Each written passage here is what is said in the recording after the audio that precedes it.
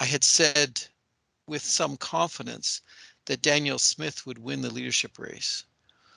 I'm not so confident anymore because, I mean, there's a recent study, a little polling game done, I think by, uh, I think it was Calgary, Calgary Herald, I think, that looked at tried playing it out over 6 ballots. They said they played over 6 ballots. They says actually the Danielle Smith might lead on the first ballot, but we'll have a hard time getting a majority. It looks like it'll come down to Toews and Brian Jean, and Brian Jean might win, which I hadn't really anticipated. Anyway, that's something to think about. I'm not entirely sure how that will play out, but it's a little bit different than we thought.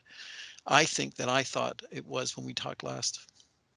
Well, there's been some astonishing kind of developments with the Alberta Sovereignty Act, and Wow.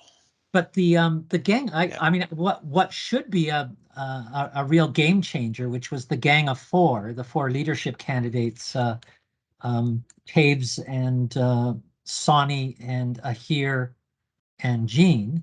But you know that they came together in the Calgary Westin Hotel the same day that the Queen died. So that got sort of knocked off the front pages, which Right.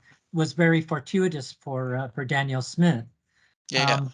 But then a few days before that, there's astonishing statement, I guess, because of reporters questioning by the lieutenant governor, sort of not ruling out the possibility that she might not be able to pass this law. And then statements from constitutional experts, the same experts who will be advising her if Danielle Smith becomes premier and introduces the Alberta Sovereignty Act, you know, saying that you know this is really kind of contrary to some fundamental principles of government, and so but it hasn't.